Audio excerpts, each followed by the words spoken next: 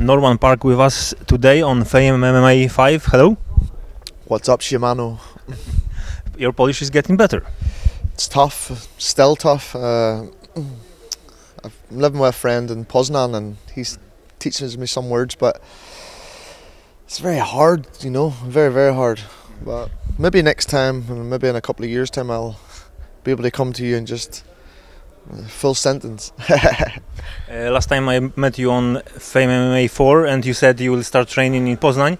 So how is it? How much time you spent in Poland training? For the title fight against the zombie, I was there for about 7 weeks. And actually the first week I was there, I had a little bit knee problem, like just a little bit, certain movements. And we went to the lake this weekend, you know, and I did this like water thing. And under the water came up and my leg had jerked away up into the back of my ass, and I felt a nip in my knee, and the next day my knee was like a balloon, and it was like that, painful, very, very painful, swole away up, lots of fluid in it, and I thought the fight was going to have to be called off. I went and got like this little scan on it, showed there was a tear in my meniscus. And it was just uncomfortable, really annoying. But once after 1 week, I was ready to go home. I was ready to pull out of the fight. And if it hadn't been for the coaches at the Ankos, and he sent me to his specialist, this guy who works with the Dynasplint in Poznan, and they did a great job at rehabilitating my knee. And he just reassured me that I'd be fine for the fight. And I was like, I think they're just saying this to me for me to fight. I fucking hate this feeling. But after maybe like 4 weeks, the knee felt a lot better. I could maybe do a wee bit. I couldn't really grapple or wrestle as much as I wanted to. That's why I went there, to really work hard on my wrestling. And so I had to kind of nurse around it and do striking and, you know, kind of defend the takedown. No grappling for maybe 3 or 4 weeks. And it was only maybe the last 3 weeks that kind of a bit more movement in it. But that's what happens, you know. Sometimes things like that happen in a fight. You end up, you know, having a good fight. So it's crazy how I was ready to pull out from the fight and now look, I'm champion. So yeah, it's all good. It's interesting what you are saying. Many people doesn't know what is really happening between the fights, and that kind of injuries happens a lot actually. Yeah, lots of stuff happen behind the scenes that people don't see. Like some people find it hard with their weight, and some people find it hard with like niggly injuries that kind of creep up. And then I'm getting older too. I'm 32 now.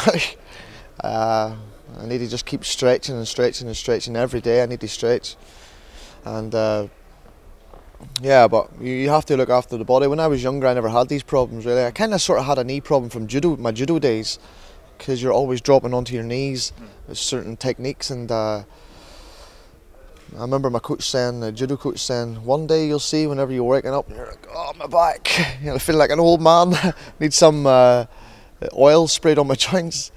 But I can confirm, I have plus 12 years, so I can confirm it's getting worse and worse every year. What age are you, 50 or 60? 46. Sorry. Well, I'm not far behind you. Give me another 10 years and I'll let you know how I feel. But it's crazy, yeah. But I think if you stretch the body and like yoga and stuff like this here, I think if you do this every day, it's really good for the movement in your body. But we'll see what happens, you know, in 10 years' time. God knows where I'll be in this time, fighting maybe for. You will be all-star, of course. We won't see you in Gliwice. What happened? Why you are not fighting? We actually would like to see you. I kind of hurt my hand a little bit after that last fight. Had a little small fracture in my left hand. I've had that in the past couple of fights because the guys who wrap my hands backstage, I never wrap my hands, and I would rather just put the glove on and fight. But the guys keep saying you're crazy, someday you're going to hurt your hand, and it's happened maybe a few times now, and it keeps happening, and then you maybe could be out for about 6 weeks after the fight. But it's come back pretty quick, like maybe 1 month, and it feels good. So I did a wee bit of punching, some grappling. Grappling's fine, you know, you just got to watch if you punch. And then we spoke, you know, about KSW. You know, at this time when I realised my hand was injured, I thought, nah, maybe not a great idea. So I says to my other guy. I just said to him, I don't think I'll be able to fight. And then they said, anyway, other people have to fight. I said, true. So I think it's going to be, I don't know, maybe March, April, May time next year. So it's going to be, since September, that will be like half a year. So we are wondering who will be your next opponent. Of course, Marcin Wrzosek wants to rematch with you, and you were supposed to fight with Golden Boy, Marian Ziółkowski. So there are two candidates. Is any third? Yeah, I know he's been on crying, this guy, the Golden Balls, I call him. The Golden Boy. I know he's said he wants to fight, but this is the way I see it. Like, speaking, you don't come out after a fight and watch the guys fight. Whenever you pulled out 2 weeks before, like let the promotion down 2 weeks before, and you think you can expect the promotion just to go, oh, it's okay, we got your back, you'll fight him next. You think if you're in the UFC, go see if they do this to you. You know, if you're in the UFC and Dana White would be like, fuck this, you know, don't work this way, just go back, win another fight and then come back. So I think he should do the same, especially the way he called me out after saying, yeah, good fight, blah blah blah, but you need to fight me, the belt will come back to Poland, blah blah blah.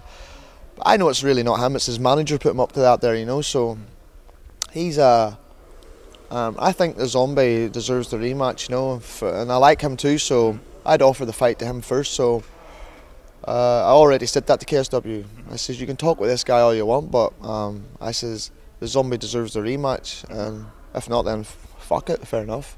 See what happens. But he's really, I know the division's not deep. KSW lightweight division's not deep, and he's kind of the next guy in line because, well, he beat Sedinsky, little short, stocky guy, striker. Yeah. It's hard. The names are hard to pronounce, but he beat him, and then he beat Shuley. You know Shuley, but he beat Shuley on 2 weeks' notice. So technically, he's 1-1. I would say he got defeat in his first fight, armbar finished. Next fight he won. He won fair and square. Not the second fight he beat Shuley, but it was last minute. Shuley was stepped in to fight him. So and then the third fight he won convincingly against a one-dimensional fighter. You know, a guy who just comes like a robot, tries to land one big punch, and like no switch of game plan or anything. You know, like if you're in the corner, you'd be saying, right, let's try and switch this up here. Let's try and bob and weave a little bit. Don't make it obvious you're trying to land the one big shot. Get him against the cage, look for takedown. Try and mix it up a bit. You know, use your fight IQ. And Marian's just technically better, you know, he had a better fight IQ, and he just realised, oh, this guy's just one punch, it's all you got to watch out for. But the guy was lost after he got dropped, you know, the striker got dropped, and then he didn't know what to do after that. That's just my opinion. I think that's what everybody thought too. So if we fight, his toughest fight, but I think there's a wee sneaky move out. We never saw any knee injury. You know, I asked him, where's the knee injury? Let me see this, because my knee fucking jacked up and I was ready to pull out this shit. I says, let me see it. And we never saw anything. They were like, oh, why would we ever do this? I says, let me see the medical report about this knee injury. Come on, let me see. We never saw nothing. So until they show me that, he can just wait in the queue, so he can. And go fight someone else. Maybe he can go and fight the Russian guy who's coming up. This Russian guy from Chechnya. Maybe he can fight him, see if he can get past him first. But you don't bark orders after watching someone who stepped in to do your job. I says, I'll give the rematch to the Zombie. That's who I offered the fight to. So and I think everybody wants to see that the rematch. So sounds fair. Yeah, 100%. It's from business too. It doesn't work like that.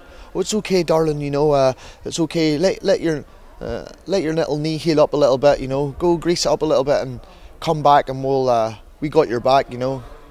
He's lucky he has a manager to get him in there and do this for him, because if this is anybody else, he'd be straight back to the queue. So he can cry all he wants in his interviews, crying about it'd be unfair if I didn't get to fight in the next title fight, it'd be so unfair. Bro, we're not here to care about your feelings, you know. The KSW don't care about your feelings, nobody cares. Just get to the back of the queue and have another fight, because I think he needs to have another fight before he's ready to call for the title shot after pulling out from the biggest show, the KSW 50 show. That's one of the, you know, landmark shows that they had, and he pulled out. Did you see me pulling out? Nah, no chance. I turned up, so Yeah, tough business. It is. We are on Fame MMA 5 today. Your badge is Krycha. Yeah. Did you train with him? Anything? Yeah, I stayed with him when I was training in Poznan for the fight, and he people keep texting me, this guy's an idiot, what are you doing training with him, because he was on TV show, blah blah blah, but I only see him for who he is, you know. I don't judge anybody at all. I never judge anybody. Like, if someone don't like this guy, you seriously think, I'm not going to like him because you don't like him, fuck off out of here, it's not going to work like that. I says, the guy who's been in the gym, gets up, goes to training, comes back, goes to training twice per day, and he did this for the last 6 months, so how can you hate that, you know? He really put his mind into the fight, and he's training with the pros every day, and he knows what it takes. And I lived with him in the apartment that we stayed in, so we stayed together for about 7 weeks or so, somewhere around that time frame. And yeah, I think he's funny, you know, and he's learning his English. He's trying, he says, you got to learn me Polish, come on. Yeah, but it's very hard, very hard. I need to, like, properly, like, if you really want to learn, you will learn it, but I'm getting all the basic words first, all the bad words. This is a proper way to start, I would say. Yeah, oh yeah. For me anyway, yeah. I'd say for most people, yeah. Kulva. But yeah, very hard language to learn, and I think it is hard for us, even grammar and writing of Polish is really tough. whoa, yeah. We have the same sounds and different writings. Like you have ż, you can have this way or this way. Yeah, I know. It's some words mean different things, you know, but they're kind of all the same. Yeah, and that's another thing you got to think about. So, but we'll see what happens. Maybe in a year's time. Yeah. About Krycha, what is his strongest part? What would you say? What is his best option in attack? He's very aggressive, you know. He likes these hard punches, hard kicks, very fast. I know his opponent's pretty bigger than him, you know. I've seen his opponent. His opponent's like about 5-6 kilograms, maybe more, because he probably cut weight and then put weight on. But Krycha is just 78 kilograms, you know. And the fight's at 84 kilograms. And I'm not too sure if that'll come into play. Maybe lighter and faster will work for him, but maybe the guy will look to try and take him down and stay on top, use his weight. So there's a few wee things, but we've been working like defend the takedown, sprawl, and use fast punches, move. And I says, don't go crazy, try to go for the kills straight away. He's got 2 fights in the Fame, and he's got 2 finishes in Fame. And I said to him, don't go crazy, you know, because you got to think like this here. When I go into the fight, I just say, fuck it, let's go, we're ready to fight, fuck this is it, it's your fucking time. Like, fuck everybody watching, you know, everything just fuck this, fuck that. And he says, yeah, your frame of mind is good, you know. I says, aye, but it's crazy frame of mind. I says, you need to be like this, I just knock him out. I says, but sometimes you need to think, oh, you dish it on him and you don't knock him out, and he's coming at you and you're like, oh, fuck, shit. You know, you don't want to be surprised by anything, you know, because if you get surprised in the fight and you're not aware of that, it can backfire. So I just reassured him of this here. Be smart, fast punches, light fast punches, throw a hard punch in and again, and speed will win the fight, you know. I said, this guy, you're faster than this guy, you know. He'll look to try and clinch and take the fight to the ground, I think, this guy. He'll come out maybe swinging and go for the takedown, but use the first 30 seconds to circle about, see what's happening, feel it, and once the fight settles in, then you just autopilot, you know. Everything, just what you did in the last 6 months will just flow naturally, I said, so no need to worry about anything. When you've been giving this advice, it was like advice for Boris Mańkowski, because he wanted to take you down very quickly, and then he went power off. Yeah, I think Boris realised, you know, you can keep hitting this. You know, people don't understand. They all sit and talk about me, blah blah blah. But I think in this fight, people realise, you know, oh, because he said in the Gamrot fight, the second fight especially, you were ready to quit in round 2. I says, bro, do I look like a quitter? You watch my fights against anybody everywhere. You see me ever trying to quit? I never look for a way out, never. And there's fights I had in Brazil where I've been tired after 1 round, and I still kept going, you know. I kept going, I fought through that. I says, so I ain't got the quitter's mentality. I says, but we'll see in there, let's see. Because one of his friends sent me a message. one of his friends sent me a message saying he's going to try and knock me out because he was training in Thailand. You know, he felt like he had the nice striking ability. Doesn't matter where you're training. At the end of the day, when you fight, it's me and you. No one else is there. So you can say all this all you want, and I think he realised after one round it's not going to work. And plus, if he was to fight me like a slower pace technically, I still beat him. You know, he had to fight me like this. So now what's he doing? He's went off the gear, went off the special supplements, maybe dropped the weight a wee bit, and he wants to come to the 70 kilogram division next. And someone sent me a link where he was predicting my fight. Yeah, against Ziółkowski. Yeah, if Ziółkowski fights smart, he could beat him. Why is this? You know, meaning like if you fought me smart, you could beat me. No chance. You're a little short arse, short reach. You need to fight like as if you're Mike Tyson, but you got no power. You need to have big power for me to fight you different. You know, and even at that, I spar with Mahmoud Muradov, and this guy has middleweight, tall middleweight with a lot knockout power. I think he's like 22 wins with about 15 knockouts. I spar with this guy, we gloves, and we go for it. And you ask the people there, I can take a dig, you know. And I think it was after that there, Boris just tired out in this fight, you know. He just tired out because he was too big, too much oxygen to feed them big muscles, and he blew out. And but I still say one thing: it was a close fight, you know. It was a close fight. I'm not stupid. I'm not fucking. I'm not stuck up my own arse. I'm not say, yeah, I smashed you. No, he smashed me one round. Second round, he come out, threw a lot of punches. But if you watch the fight carefully, keep watching round two, a lot of the punches in the second round were deflected, and he missed a lot of them. He threw a lot, but a lot of them hit my guard when I stayed like this. Some body shots landed, but not one time in this whole fight did he hurt me. Not one punch where it's like he hit me and I was like, oh, right, here, I need to try and take him down.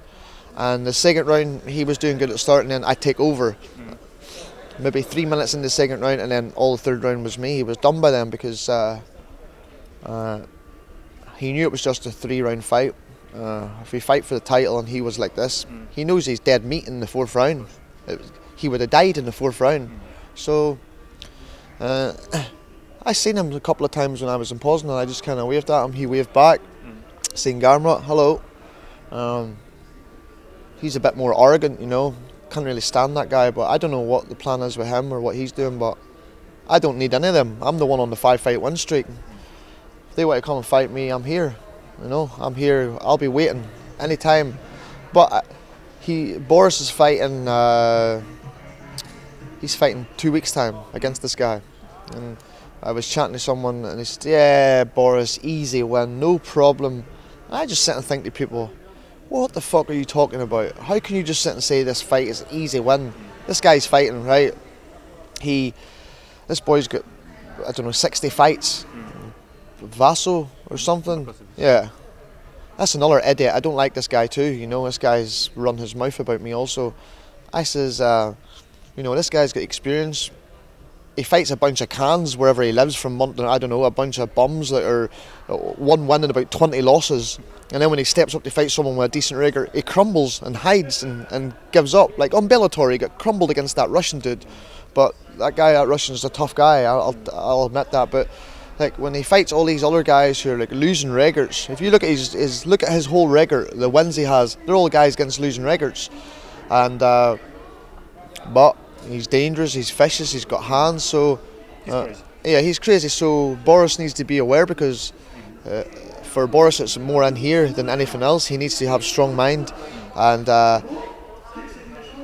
so for someone to just go and say, it's easy win, I says Boris is on a 3-fight losing streak and he's dropped weight, you know, he's going down to lightweight, and it's a change of weight for him. How is he going to adapt? So there's a lot of question marks on him for this fight. So there's pressure. He'll feel pressure, and plus he's fighting outside Poland in the Balkan area, which is going to be more support for this this opponent. I don't think there's going to be all Polish people there. No. You know, some probably. Yeah, like London, there was I come out. No, come on, London is Polish city almost. Yeah, all Polish people there. You know, it's crazy, you know. All Polish people come to support MMA, you know. That's why I like Polish MMA. That's why I'm fighting here. That's why I stay here. And but Boris needs to win this fight. And then I said I would like to fight Boris in a rematch too. I think it'd be a good one. But he needs to get past this guy first. But everybody's looking past like it's easy win. But I think he should win. I think he should win this fight. You know, I pick him to win this fight because I want to rematch him again. You know, maybe on the 5-round fight, or but we'll see. There's so many different things happening. You know, there's too many people. The Zombie, Ziółkowski, and then maybe after, I don't know, maybe after I defend the belt a couple of times, I can maybe move up into the next division and challenge the title there. I've been asked for this, and people ask me, "Did you want to fight Solid Edge?" But I speak with Solid Edge every time I see him. He's a cool guy, and a dangerous fight. So I'd love to test myself against someone with this power, you know, see what it's like. But that's kind of what I say, defend the belt a few times and then maybe move up to the next weight class. But for the meantime I stay in lightweight, you know. They don't need a new champion in the welterweight division because it's a foreign fighter anyway. Because I know KSW wanted all foreign fighters now, not all Polish guys. They're trying to change the market, so I said, hey, none of this corruption in the promotion, you know, none of this corruption and playing the dirty fouls and stuff, and you'll get that. So you see it's all changing now. There's not many Polish champ. Well, Gamrot is the lightweight and he's the featherweight champion, and Gamrot, good fighter, 100%. He's beat. People kind of think because we fought and we had a tough fight and close fight, maybe they think he's crap, you know. They kind of put as if I'm not, you know, a good level. But people are stupid, you know. You got released from UFC, you're shit, you know, you're crap. I says, you're just an idiot, don't know anything. I says, it's just because maybe my style of the fighting was like more stall and this type of fights. But the fights I had in KSW, you could pick all of them apart from maybe one or two. Maybe the Arthur Safinsky fight wasn't really, but I did what I had to do, you know, wrestling, just wrestle him down and get the win because I knew the title fight was after that. And but Boris was a great fight. The Zombie was a good fight. The Gamrot first and second fight, they were intense, you know, lots of drama. So there was lots of good fights there. And but Gamrot's beat a lot of real good boys, you know. So I hear maybe he wants to go to the UFC or something like this. But he knows if he goes to the UFC, there'll not be really any protection there or anything that'll go his way, you know, this type of thing. And if he fights someone in the top and it's a close fight or something, he's never going to get it this way. But if he really wants to test himself, the top 10, 15 in the UFC is the best fighters, you know. Not all the fighters are the best fighters, you know. The guys from below this can just fight anywhere, you know, but the legit boys are the top 10 in the world, and in all the divisions. You got Bellator, top maybe 5, are a lot of good fighters. Some ones are there just for show and just they don't want to fight for titles, they want to act like they're champions but they're not. And you got Rising, good promotion there. You got lots of top fighters in the top 5 maybe, not really deep but top 5. And then KSW is not really deep divisions but top 3 or something. But they have Scott Ashcombe, number 1 in UK, middleweight, Phil DeFries, number 1 heavyweight in UK, and me, number 1 in UK. So they have 3 number 1s in UK. But yeah, we'll see what happens next. I don't know what's happening next. I don't really think too far ahead, but I know I'm going to fight next year. It's not going to be soon. We are waiting for that then. Yeah, cheers. Thank you very much. Do zobaczenia. Dzięki.